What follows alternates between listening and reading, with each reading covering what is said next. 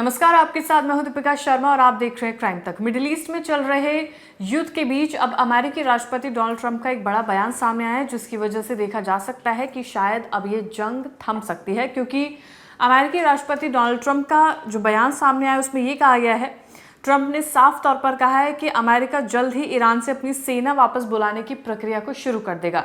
यानी कि अमेरिका और इजरायल की तरफ से जो संयुक्त हमला ईरान के ऊपर हुआ था, अब उसको थमने के आसार नजर आ रहे हैं। लेकिन इस बीच सिर्फ अमेरिकी राष्ट्रपति डोनाल्ड ट्रंप का बयान ही सामने आया है। ऐसे में बेंजामिन नेतन्याहू का कोई बयान सामने नहीं आया है। उन्होंने ये भी कहा कि अमेरिका को युद्ध खत्म करने के लिए ईरान के साथ किसी समझौते की जरूरत नहीं है। ट्रंप ने ऐलान किया है कि अमेरिकी सेना अगले 2 से 3 हफ्ते में ईरान को छोड़ देगी। ये सबसे अहम और सबसे बड़ा बयान सामने आया, जिसमें अमेरिकी राष्ट्रपति ने खुद ये बयान जारी किया है कि हो सकता है कि अब वहां से जो सेना है वो वापस आ जाए और ईरान को छोड़ दे। ट्रंप ने दावा करते हुए कहा है कि ईरान में रिजीम चेंज का लक्ष्य पूरा हो चुका है, यानी कि replacement of one government by another हो चुका है। इसलिए अमेरिका अब इस संघर्ष को ज़्यादा लंबा खींचने के पक्ष में नहीं है। यानी कि जो अमेरिका चाहता था वो उसे मिल चुका है, ये एक अहम सवाल है। तो इस वजह से ये बड़ा बयान सामने आया है, जिसमें ये कहा गया है कि ईरान से अपनी सेना जल्द वापस बुलाने की प्रक्रिया शुरू की जा सकती है। हालांकि ट्रंप ने समझौते की शर्त को हटा दिया है, लेकिन उन्होंने ये भी संकेत दिया है कि युद्ध खत्म होने से पहले एक डील जरूर हो सकती है। उन्होंने कहा हो सकता है कि उससे पहले कोई समझौता हो जाए। अब ट्रंप या अमेरिका में ये क्या चल रहा है, क्या हो सकता है, वो तो आने वाला वक्त ही बताएगा। लेकिन ऐसे अनुमान लगाए जा रहे हैं कि हो सकता है कि कोई डील हो सकती है। भले ही ट्रंप ने युद्ध खत्म करने का ऐलान कर दिया है, लेकिन इजरायली प्रधानमंत्री बेंजामिन नेतन्याहू ने अब तक जंग को खत्म करने की बात नहीं कही है।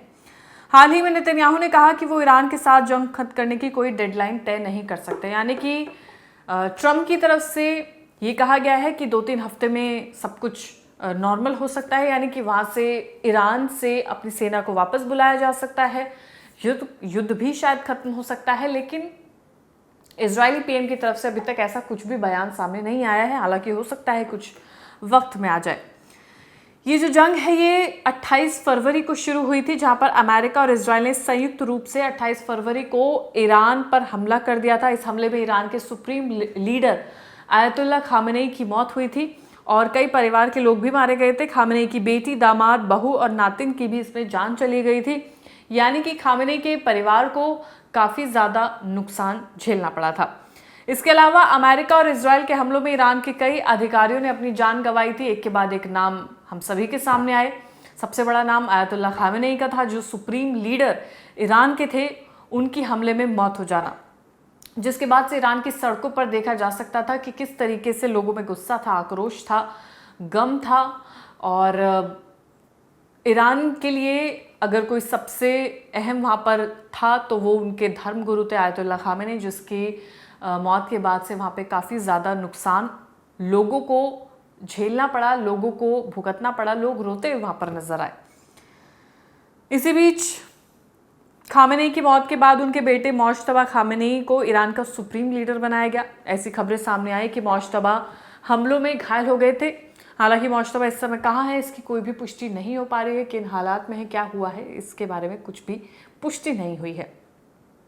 ईरान की चेतावनी क्या है? ईरान ने अमेरिका को चेतावनी दी है कि अगर जमीनी हमला हुआ तो ईरान बड़ा कदम उठा सकता है। नुकसान अमेरिका को काफ़ी ज़्यादा भुगतना पड़ सकता है अगर ईरान पर अमेरिका ज़मीनी हमला करता है तो।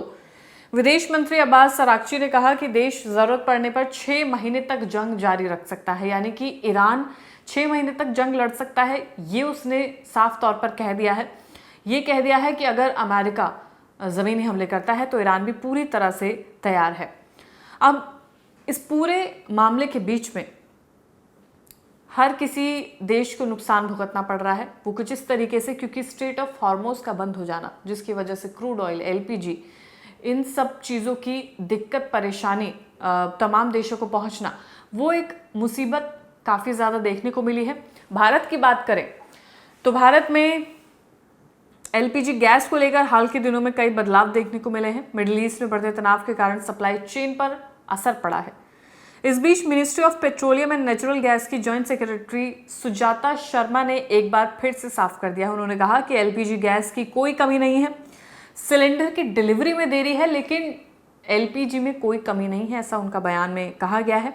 उन्होंने लोगों से अपील की है कि पैनिक बुकिंग ना करें, यानी कि ये सोचकर कि वॉर है और ऐसे में आपके घर के अंदर गैस खत्म हो जाएगी, गैस आ नहीं पा रही है, तो ऐसे में लोग पैनिक बुकिंग कर रहे हैं। सिलेंडर खत्म होने से पहले बुकिंग की जा रही है, कोशिशें की जा रही है कि ज़्यादा से ज़्यादा सिलेंडर्स घर में हो, तो उस पर उन्होंने अपील की है कि पैनिक बुकिंग ना करें। सवाल है कि अब कितने दिनों में सिलेंडर की डिलीवरी होगी। तो मीडिया से हुई बातचीत के दौरान सुजाता शर्मा ने बताया कि पहले के मुकाबले सिलेंडर की डिलीवरी में थोड़ी देरी हुई है।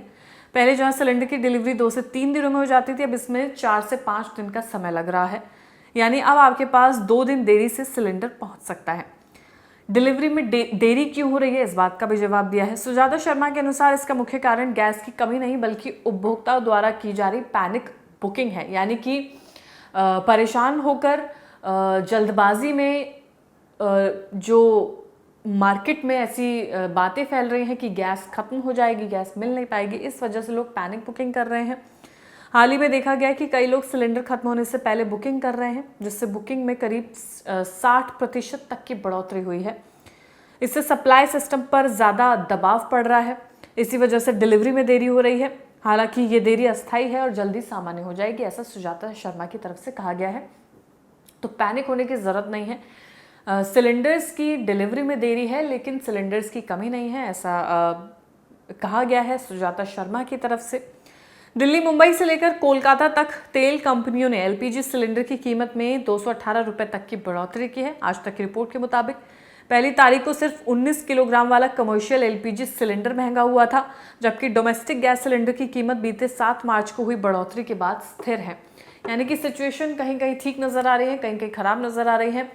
जो वेंडर्स हैं उनको काफ़ी ज़्यादा नुकसान इसलिए भुगतना पड़ रहा है क्योंकि सिलेंडर की वजह से जो बुकिंग में देरी हो रही है, सिलेंडर्स आने में देरी हो रही है, तो ऐसे में वेंडर्स को नुकसान काफ़ी देखना पड़ा है। शुरुआती दौर में देखा कि काफ़ी ज़्यादा कई जगह के रेस्टोरेंट्स बंद हो गए थे क्योंकि सिलेंडर्स उन तक नहीं पहुंच पा रहा था। सुजाता शर्मा की तरफ से कहा गया है कि पैनिक बुकिंग लोगों की तरफ से की गई है। सिलेंडर खत्म होने से पहले बुकिंग करने की कोशिश करना, इधर उधर से सिलेंडर्स की जुगाड़ करके अपने घर में रखना ताकि सेफ रहे मामला, तो उससे सिस्टम को काफ़ी ज़्यादा उथल पुथल उसमें देखने को मिली है। हालांकि अब अमेरिकी राष्ट्रपति डोनाल्ड ट्रंप की तरफ से ये बयान दिया गया है कि 2-3 हफ्ते में वहाँ से जो ईरान पर जो सेना है अमेरिकी जो घुसी हुई है वो वापस आएगी, तो हो सकता है सिचुएशन नॉर्मल हो सके, हो सकता है जंग खत्म हो सके। फिलहाल इसमें जितने भी अपडेट्स होंगे क्राइम तक आपको लगातार अपडेट करता रहेगा। धन्यवाद।